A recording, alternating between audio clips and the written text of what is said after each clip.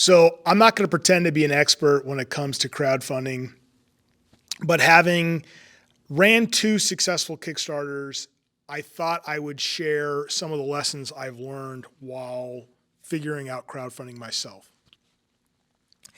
And so the last crowdfunding campaign I did was for Storms over Sternberg, which was the supplement for my flagship game, Streets of Peril. And that ended about 2 weeks ago and was successful. For those of you who back the book, thank you so much. I can't tell you how much it means to me. Broken Blade Publishing is my passion, and to see this dream come to fruition, it just means so much to me. So again, I can't thank you guys enough. Thank you so much.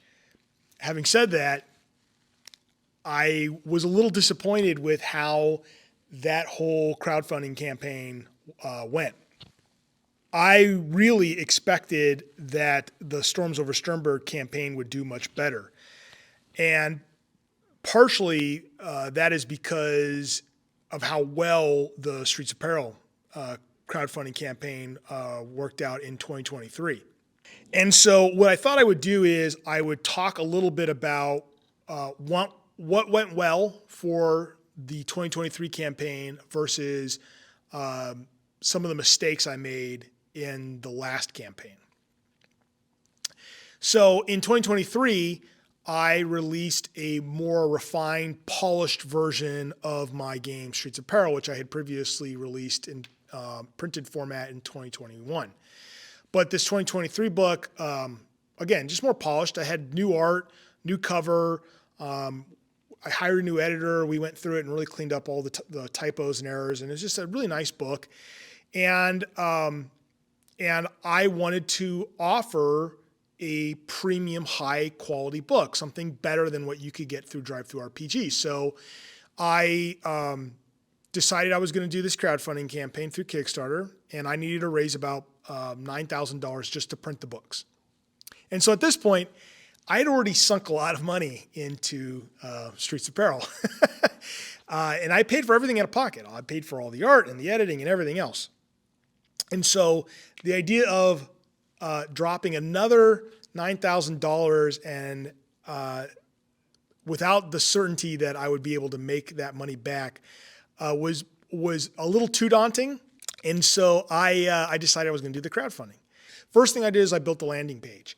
You know, this landing page is a website where there's nothing to navigate.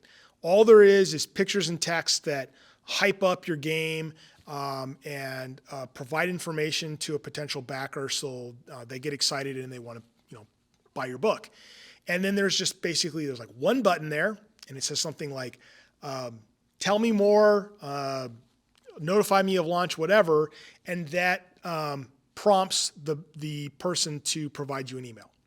And that's the name of the game. It's just, we're building leads. We're just acquiring as many emails as we can, because every time you get a new email, that's telling you, it's giving you some indication that that could be a potential backer. And then on top of it, those emails are providing you the ability to stay in contact with these people and potentially generate more anticipation, more excitement for the game, and to let these people know exactly when the game's going to be launched. And so in order to direct people to the landing page, I was using Facebook ads, and those were working really well. I would have videos and pictures and a little bit of text on these Facebook ads, and people would click the ad. It would go to the landing page, and then on the landing page, people would get more information about the game. They would hopefully leave me their email, and I was just building more leads. And then the last thing that I did leading up to the launch of the campaign is I had gone to Phoenix Fan Fusion, which is this big nerd convention here in Arizona. It used to be Phoenix Comic Con. And I had paid for a booth, and I had brought with me previous printed versions of Streets of Peril, and was able to put copies of the book in people's hands, which was awesome because, I was able to show people that if they were to back my game, that they were going to get the book. And I had these business cards that I printed out with QR codes that directed people to the landing page. So I would be able to talk to them at the convention, put the cards in their hand. They could go right to the landing page, leave me their emails, and that was more leads that I was getting. And so that campaign did awesome. I mean, it fulfilled within the first day. Right away, I had made enough money to buy the books, and I think everything all said and done, I had more than enough money left over to start investing into the next campaign, which was for Storms over Sternberg. The problem with Storms over Sternberg is I had made some assumptions about how many return customers I would have, because after the Streets of Peril campaign, I had lots of, I mean, I'm not making this up. I think everyone who actually contacted me, reached out to me, who backed the campaign, had nothing but positive things to say. And it seemed to me that I had done something right, and that a lot of the people who had backed the initial campaign would probably be more than excited to back a supplement for the game. I looked at how much money I'd spent on ads for the Streets of Peril campaign, and I realized I was really upset with when I realized how much money I'd actually spent, and I really was trying to cut corners and just really lean on hopefully having this built-in audience that would just come back without me having to spend much effort. And that was a mistake. I shouldn't have done that. I should have kept trying to hustle and promote the game like I did for the first time around, and build a new landing page, direct people to it, do ads, gone out to conventions, met with people in person, and that's what I should have done. I started to try to build up my social media presence. So it's one of the reasons why I made this YouTube channel, where I started really investing into this YouTube channel, is I thought, well, if you look at some of the other indie RPG publishers, a lot of them have successful YouTube channels. They have an audience of people who, they've established a community of like-minded people who have similar ideas on gaming and are very eager to consume the products they make. But I'm not Matt Colville. And so even despite the fact that this channel has been doing well, it's not doing well enough for me to just lean on it to promote my games. Not yet. Hopefully in the future. I would say the lessons that I took away from this is that, one, you got to hustle. You got to go through something, even if it's not paid ads, which I think is probably a necessity. I think you got to do something to try to direct people to a landing page, build your leads, get emails, be able to stay on top of people and contact them. And then the other thing, the real big thing I took away from this, is that you really need to get involved in some sort of RPG community, or start building your own.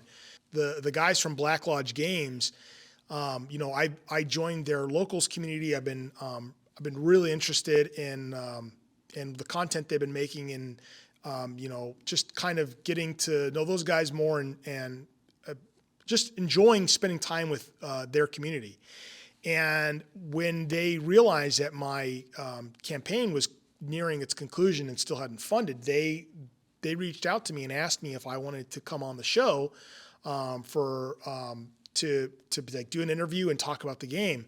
And while we were live talking about the game, there were people watching that interview who were backing the Kickstarter, and the actual Kickstarter was funded while I was doing that interview with Black Lodge Games. And so, that to me it confirms my suspicions, which is, go and get yourself involved in communities of, people who like the things you're doing and have similar ideas on gaming, and then also go and start building your own communities. Like, my goal is, I hopefully that, going forward, that you guys who've been supporting this channel, supporting my products, we can keep building this up and supporting one another, trying to make games that we all like. And that's what I really want to do. Because again, I don't make any money doing this. I spent a lot of money, but I love this. This is my passion.